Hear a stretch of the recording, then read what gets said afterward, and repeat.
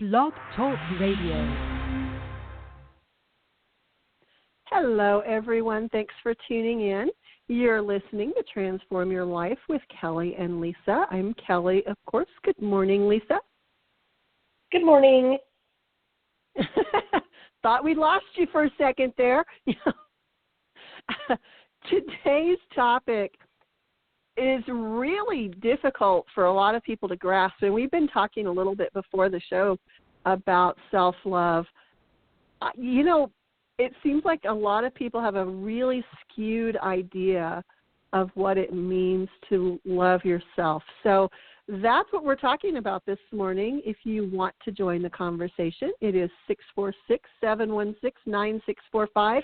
Call in and add your 2 cents or ask questions or otherwise participate in the show. So what do you think, Lisa? Where do we start with the topic of self-love? It seems like it's not really clear what self-love is to a lot of people. So if you're explaining what self-love is, where do you start? Well, I don't. I can tell you what it's not. I don't. That's a good question. How would you describe self-love? For me, it's understanding that I'm allowed to feel about myself the way I feel about other people that I say that I love. I think I'd add to that self-love is realizing that none of us are perfect, and it's accepting yourself as you are, but realizing that life is about growing and expanding and becoming the best version of ourselves that we can be. A lot of people seem to care more about other people than they do themselves, and that's always a really perplexing situation to me, because I really feel like you can't really love anyone else unless you really love yourself. Right. So I think that's probably a topic for another show, but I think a lot of people associate loving someone else with caring about them, and those are two very different things. So, self-love is putting yourself first without becoming conceited or self-centered or self-absorbed. It's being aware of what really matters to you and who you are. It's caring about everyone and everything around you, and realizing that in order to take care of everything around you, you need to take care of yourself. You can't, there's a saying, you can't pour from an empty pitcher. And that's kind of what self-love is. If you have nothing for yourself, you have nothing for anyone else. So, but it is a very difficult concept for a lot of people. We all know those people who we think of as being rather conceited, where they think they're better than everyone else. That's not self-love. Self-love is knowing that you are every bit as important as everyone else. You're not better than anyone else. You're not worse than anyone else. We're all the same. And we all need to become the best versions of ourselves we can become. So if you're thinking that you're better than someone else, and that means you love yourself, that's not true.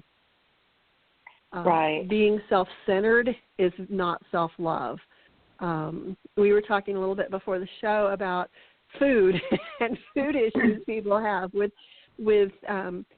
I love myself because I accept myself as being overweight, therefore that's practicing self-love.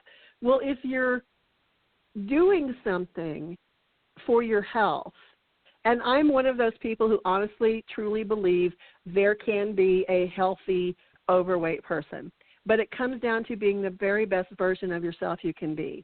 If you're putting your health in jeopardy for temporary pleasure of eating, for example, carrot cake for breakfast, that's not really practicing self-love. Right. It's it's kind of, is what I'm ingesting right now going to be good for my health long term?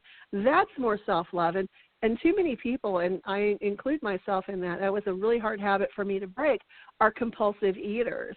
And before the show, I was talking about how in my family, if you were watching TV, if you went out to the movies, if you were watching a sporting event even, you were eating. And that was a compulsive eating habit that I developed over the years. And that was a very difficult thing for me to break when I started looking at my health and was I healthy? And doctors were saying, well, your blood pressure is high and you need to lose weight, and all of these things that I was starting to get, health issues with. So that wasn't self-love. Compulsively eating is not self-love. That was mindless. And if you are mindless about yourself, you're not loving yourself. Right. So what do you think about that? Oh, I agree. I think that there is confusion on the dynamic of self-love and self-improvement. And, you are a work in progress and a masterpiece at the same time. And that's, well, how can I be a masterpiece if I still have work to do? So I think that's what catches a lot of people. And I've been noticing on a lot of my Facebook feed that people are starting to come to the realization that you can hide behind the guise of self-love and self-sabotage at the same time. And just because you accept yourself and love yourself where you are right now doesn't mean that you're supposed to be stagnant or right. Stay where you are. Obviously, that's what stagnant is. There was another word that I was trying to remember, and I can't remember what I was trying to use. But that you're still supposed to work towards being a better version of yourself than what you are today. And I think you mentioned the mindless eating, and I think it's more than just mindless eating. There's definitely a lot that goes into analyzing why our food habits are the way that they are. But the idea of, I love myself, so I'm going to have, half of a pie of pizza is not right. necessarily self-love, and if you don't practice the discipline behind the indulgence, then it's definitely not self-love, and there's something else that needs to be looked at. But that's just my opinion. Well, and one of the things too that people, it's not, self-love is not about self-deprivation either. It is completely okay to indulge in a piece of something occasionally. Lemon meringue pie comes to mind because I'm going to a brunch in a while here, and I know this one particular person has made a lemon meringue pie, and yes, I will certainly have a slice. But there's a difference between often it gets people really hung up, and I'm trying to put this in a way that isn't going to really sound like I'm beating people up. But there is a difference between normally you really eat well and you exercise and you're trying to be the best version of yourself you can be, and you're thinking about your health and you are mindful of how you are going through your days. And occasionally you have something that maybe isn't really good for you, like a piece of pie or a piece of cake or a cookie or whatever it is for you. And someone who uses, I love myself and I accept myself, so I'm going to eat a chocolate cake today. Those are very different things. And we don't want to beat people up who have some sort of an eating issue.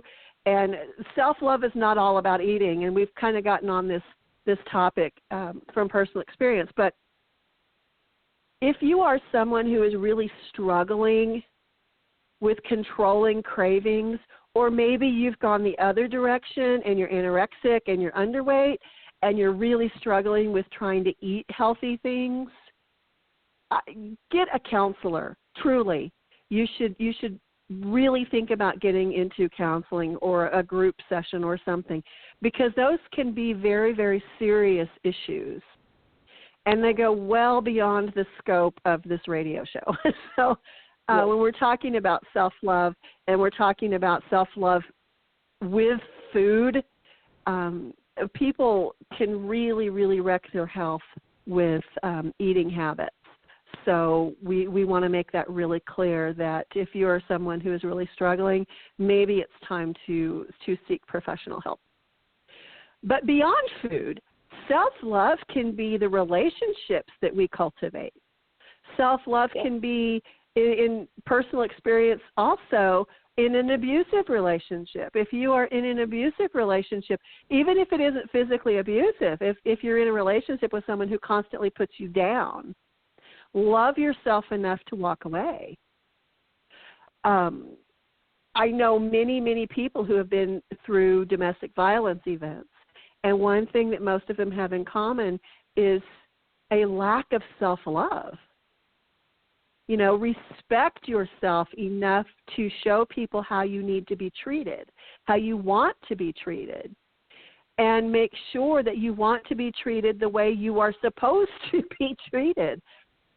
Too often, people who have a real lack of self-love have a real lack of self-confidence and a lack of self-respect, and they allow other people to really, really aggravate all of those things, and it becomes a series of similar relationships. You get out of one abusive relationship only to go immediately into another abusive relationship.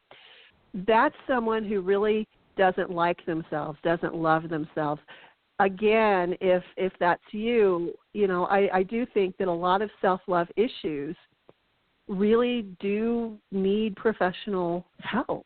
You know, if you're just someone who is going through life and you're going from one bad relationship to the next bad relationship and you can't figure out why, I talk to a counselor. Again, you know, it's really beyond the scope of this show to kinds of things, or to treat anything really, because we're not counselors, we're not psychiatrists. But it all goes along with self-love. You know, again, self-love can be something as simple as depriving yourself of things you need. You know, there was a time in my life, and my daughter and I were laughing about this the other day, there was a time in my life where I didn't think I deserved to buy socks because I was in a very abusive relationship. And he controlled the finances, which is very common. And I was afraid to spend money on socks. So I would either wear his socks, which if you've ever done that as a woman wearing a man's sock who is much bigger than you are, doesn't really work very well. Or if my daughter had socks, I would wet them. I would, you know, get them very soaking wet, and I would hang them up on the shower curtain so that they would stretch out and enough to fit my feet. Was I suffering from a lack of self-love? Oh, absolutely. But that was something I was able to recognize myself and say, you know what, I deserve better than this, and get out of that situation.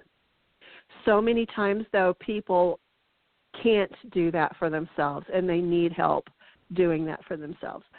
But, you know, when we talk about self-love, it's all about respecting yourself and taking care of yourself so that you can take care of those people that you love. What it's not is being self-centered. If you're using self-love as an excuse to not help someone else, even though it's well within your means to do so, that's not self-love, that's being self-centered. Now, yes, there are extenuating circumstances to that as well, and sometimes you can help someone else to the point where you're actually hurting them because they're not learning their lessons. But that's not what I'm talking about. I'm talking about, you know, if you have a couple of extra dollars in your pocket and you're walking down a sidewalk and there's a homeless person that says they're hungry, buy them some food. Right. Because what that does is that really reinforces that self-love. because it feels really good to do something nice for people in the first place. But it also makes the world a little bit better, even your tiny corner of it. If you are doing things that make your little tiny piece of the world better, you're loving yourself while you love the world. And I think it's really that simple for a lot of people, is do something good for someone else because it makes you feel better and because it helps them. You know, helping other people really does help yourself. So a lot of times people hide behind self-love. Well, I'm loving myself and that person should love themselves more, so I'm not going to help them.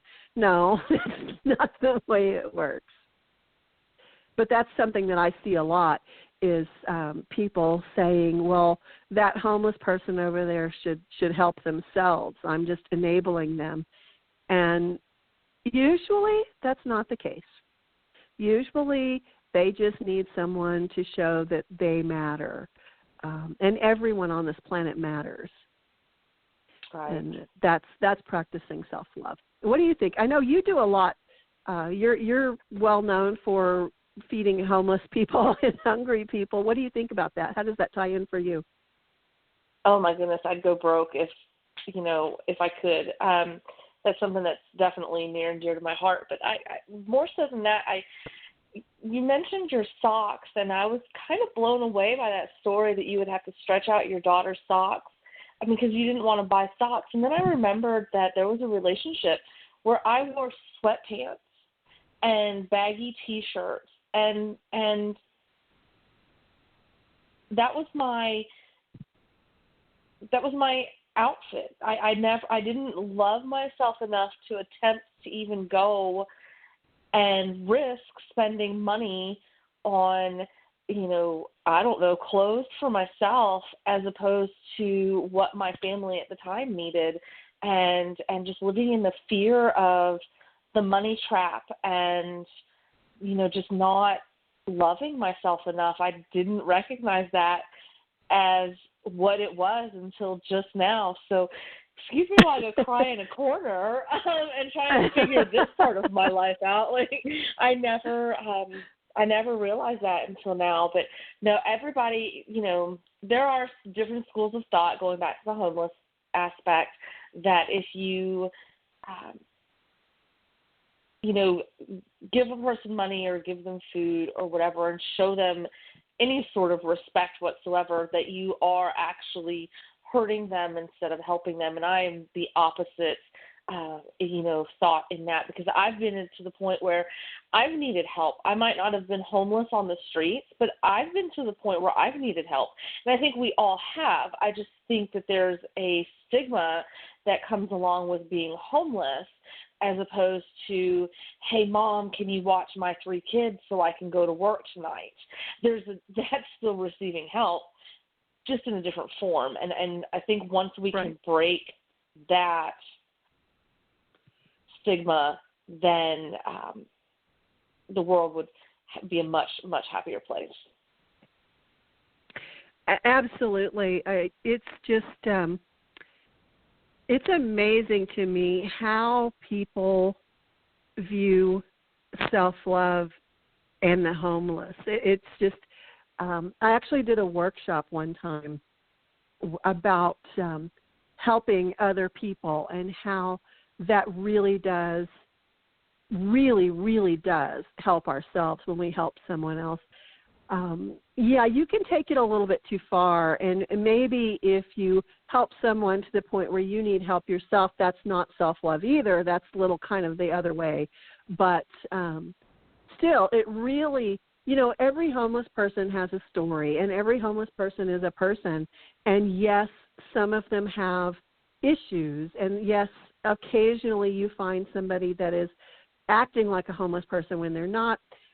But generally, those people get found out really quickly. There is a fairly well-known homeless person that used to be around Austin. I am certain, this was 30 years ago, so I'm certain she's long gone now. But she went by Bicycle Annie, and everyone knew who she was. And at that time, I was working in downtown Austin, where she was frequently seen, and I was one of the people who would always give her food. And what she was doing is she would learn who was going to give her food, and she would learn where we were, and she would just constantly show up there, and, because she knew who she could count on to give her food or money or whatever it was she was getting. And eventually it was found out that she lived with her son and his family, really was not homeless, and really just did not want to inconvenience them. So she would get up every morning and leave the house and beg food from people and then go back at night so that she didn't inconvenience her son and his family. And when I found that out, it just really blew me away, because I can't imagine how they let her leave the house in the manner in which she left the house. I mean, really, it was startling to me.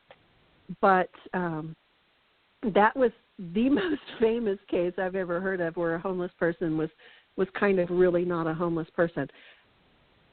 That kind of goes with what was her state of mind, and that's probably somebody else who truly needed to be in a counseling situation rather than just at a relative's home. But still, homeless people are people. And would she have gone home to eat if I hadn't given her lunch? I don't know. Different people have different states of mind. I am very close to someone who is very anorexic, and if you saw this person, you would think, she kind of reminds me of some of the pictures I saw coming out of the concentration camps at the end of World War II. And you would think, if you saw her walking down the street, that this was a homeless person that hadn't eaten in weeks, when that's not the case. It's a different situation. It goes along with anorexia, and that's completely not someone who loves themselves. That's self-loathing, not self-love. So I think a lot of issues that people have with self-love really do require some form of professional help, whether it's counseling or, in extreme cases, maybe even hospitalization or something along those lines. But we're right back to food. Which says a lot about us and our issues. But even, I know someone who works out relentlessly, and yes. It's a local person, and he's probably, he's probably in his early 70s now. And you will drive down the highway out here, and you will see him running down the side of the road. Now, this is a former Olympian, so he's always run. It's not like some 70-year-old guy just got up and decided to run. He has always done this. But in my mind, every time I see that, I wonder, is that self-love, or has that evolved into a compulsion of some sort? What do you think about that? People who maybe they started out with self-love, and maybe they started out with being their best self, and it has kind of taken on a life of its own. I think you can be addicted to healthy living the same way you can be addicted to not healthy living. And absolutely, I think that there is a fine line psychologically in the way that a person treats themselves when they go to the gym, or weigh out their food, before they eat it, or whatever the case may be. So, yes, I do believe there's indulgences or overindulgences in the healthy arena as well as the unhealthy arena. Absolutely. Yeah, I would agree with that. That's in to me, someone who is constantly pushing themselves may have started out with, I'm going to be the best I can be, and maybe have overdone it. So I think you're absolutely right. What about, this is something that is really common. What about a mom who is struggling and a single mom with several kids and who doesn't eat dinner to make sure that her kids have enough. What do you think about that situation?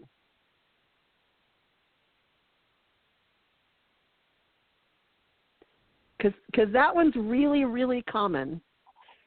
And in working with battered women's shelters and with women who have transitioned away from an abusive situation, that is probably the most common thing that I see is women who will not eat dinner so that their kids can have more. Do you think they're practicing self-love? I think they're practicing self-sacrifice. I think that, honestly, if there's a need for you to not eat because there are only 2 hot dogs and the children need all of that hot dog, I don't know. That's one of those, who do you throw out of the boat? I don't know on that one. I think if you continue to do that after the fact, then it's a problem. I know that a lot of, particularly women, want to make sure that their kids have enough, but then the opposite of that is if you don't have enough, then you're not going to be able to be there for your kids. If you don't eat, you're going to run into health issues, not having the energy that you need at work, which could potentially get you fired.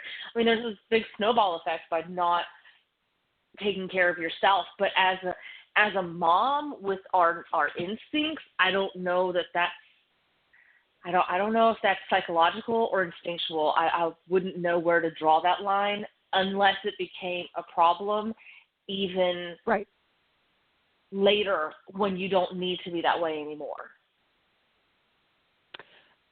I think that's absolutely right on. I know in my case, and I've talked about this several times before, there was a time when I would collect ketchup packages from fast food restaurants and make tomato soup with hot water and ketchup packages. And that was at the low point in my life, truly. That was the low point in my life, to make sure that my daughter could eat. And did I continue that? Oh, no. As soon as I could get into a better situation, that behavior stopped. But there was a period of time where that was my go-to meal, was making tomato soup out of ketchup packages and hot water. And really, if I'm honest, I did not love myself at that time enough to realize that I deserved to eat a decent meal every bit as much as she did. Right. But that was, at that time, what I felt like I could do. And that's really what I felt like I deserved, because if I had felt like I deserved more, I would have had more. And that's a really tough part of self-love that we probably should talk about, is self-respect and realizing that we are worth everything, that we are worth so much more than we give ourselves credit for so much of the time. If you're one of those people who really struggles with, should I eat? Should I feed my kids? One or the other. You're not looking at the full picture. You're not looking at the true picture, because it is possible for both of you to eat. At that time in my life, I'd gone through so much that I really didn't think I deserved to eat a decent meal. If I had felt like I deserved to eat a decent meal, I would have spent my money differently. And I would have looked at food in terms of what is the most nutrition I can get for this amount of money, rather than how much can I feed my kid and I'll just eat ketchup soup. And that's something a lot of, particularly women, struggle with. That's not self-respect. That's not self-love. That's, if anything, that's self-loathing. But respect can also be how are you treating yourself? How do you treat yourself if you're home by yourself and you can do anything? What is it that you do? Because I know someone who refuses to turn on the television when her kids are not home to save money on the electric bill. Are there things she would like to watch? Yes, there certainly are. Does she realize she's depriving herself? Yes, she does. Is she loving herself? No, she's not. So self-respect really is a huge part of self-love. And you have to take responsibility for how you're treating yourself. If you're home by yourself, you can't blame anybody for the way that you're feeling except you. Well, you can't anyway, but especially if you're home by yourself. You can't blame anyone for not turning on the TV. You can't blame anyone for you not taking care of yourself, not showering, not going to bed at a decent hour. All of those things are parts of self-love, and we need to really understand that it's our responsibility. If you're not healthy, it is your responsibility to do what you can to improve the state of your health. That is part of self-love. That's just the part of self-love we don't like to talk about. That's the part that nobody wants to embrace. What do you mean it's my fault? No, it's not. Yes, it is. It's your fault. It is my fault for eating ketchup soup. It is somebody else's fault for having carrot cake for breakfast. It is somebody else's fault for running down the highway until they collapse. We need to stop and take responsibility for ourselves and how we treat ourselves, because other people will treat us the way we treat ourselves. We teach other people how to treat us by the way we treat ourselves. And that's self-love. What do you think? I think I'm going to refrain from comments for a while. Before I actually expose more about my life than I'm willing to do at this moment. No, I agree. I do agree. And I think that a lot of us hide behind the guise of self-sacrifice. I'm doing it because I love everybody else, and I need to make sure that they're taken care of. And I think that really, you once told me that we could all use a therapist, and sometimes I completely agree with you. And I think that in this situation, it really goes a lot deeper. And because I absolutely agree with everything that you said. Yeah. Yeah. Well, it's a really difficult topic for many people, self-love, because there's so many aspects of self-love that people who teach self-love don't even talk about. And respect is a huge one, and responsibility is a huge one. And people don't really equate taking responsibility for yourself and how you treat yourself as self-love. But it is. It's a huge part. So, yeah, I'm not sure I have anything else to add to the topic of self-love. I've kind of gone off on tangents a couple of times in this show. But, self-love is such an all-encompassing topic. And the bottom line is you can't love anybody else truly unless you love yourself. Right. So, I did think of something. Hopefully, I don't forget it again. The idea of hiding behind the chivalrous idea of self-sacrifice. I have to feed my children before I feed myself.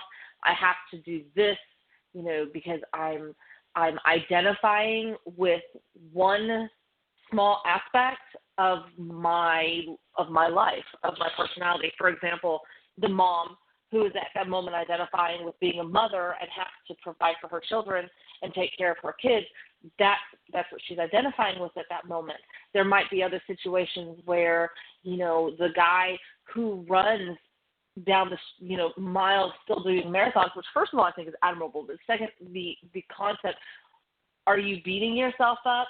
Did you get bullied a lot in school and then all of a sudden decide that you were going to, go become this bodybuilder to fend off the bullies and, that kind of situation?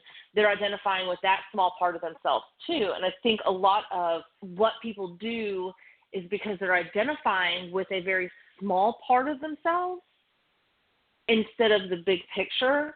And we're not saying don't exercise. We're not saying anything along those lines. It's, are you beating yourself up or are you taking care of yourself? Because you can overdo it as well. And what are you looking at? Where are you coming from when you have to beat yourself up for 3 hours a day in the gym? What is it that the voices that you're hearing in your head or whatever the case may be, because we all have that voice that even argues with itself. And so, what is it that you're really identifying with? I think it comes back to identity. And you and I had an off-show conversation about identifying, with identity. And I that's something that I felt like I needed to say. Right. Well, sometimes, and it depends on the person. I have people in my life who are what I would consider to be gym rats, but I have a really one of my best friends, a woman who I often ride bikes with. We go on motorcycles. When I say bikes, I'm talking about motorcycles. And she got into weightlifting because her late husband, it was something he had enjoyed, and after he died, she wanted to feel connected with him. And initially, it was her way of working through grief. And she found that she truly enjoyed it, and it made her feel better. It made her feel really good. So she started entering just local little competitions, and she found that she really liked winning. And now she's going for her personal best. And when I first started talking to her and realizing she was going to the gym, she doesn't go every day because we live a long way from a gym, but she goes twice a week. I was kind of concerned because that wasn't something she'd ever done before. But she found a whole new way of being. And in her mind, she is competing with herself. She's like, okay, last week I lifted this much weight. Let's see if I can add 5 pounds this week. And she finally got to a point where she said, you know what? I'm not trying to lift more weight now. Now I'm doing, some other things to try to beat my personal best. So for her, that's practicing self-love. For her, she's realized that this was something she truly enjoys. Even though she first discovered it as a response to grief, it has evolved into something she truly enjoys. So I was concerned at first, but now I realize that's her growing. That's her evolving. That is her becoming the best version of herself she can be. So we really never know what anyone is going through or what anyone is thinking. And a big piece of self-love, too, is realizing that everyone has their own form of self-love. So it doesn't mean that just because someone is going to a gym that they're really beating themselves up. Sometimes they're just competing with themselves to be a better version of themselves. That's very different from someone who does go to the gym and beat themselves up. But we can't really know for sure what anyone else is thinking or why they're doing the things they do. I had someone the other day tell me that, if I loved myself more, I'd have fewer animals. And I looked at them like they had 4 heads and were from the planet Pluto. Because to me, that is such a huge part of who I am and such a huge piece of my life that I would be really remiss if I tried to, to not do animal rescue. And this was somebody who came to adopt an animal. So it was, consider the source. I felt like telling them, well, gee, if I didn't take in animals and foster them to find them homes, you wouldn't be here adopting a dog right now. So, everyone does what they do for their own reasons. And I think a big piece of self-love is realizing when enough is enough. In my own case, with animals, for a long time, I really did overdo it. And I have learned my limits. And part of my self-love is knowing that I can't take one more litter of dogs right now. I can't take one more litter of kittens right now. I can't adopt another wounded cow right now. I am at my limit right now. And when we set those limits for ourselves, that's self-love. If I let myself get talked into doing any more than I'm doing right now, it would not be in my own best interest. And Right. That's a big piece of self-love, is learning our limits in different things. Because even something you truly enjoy and love can turn into a nightmare if you let it. Mm-hmm. That it can.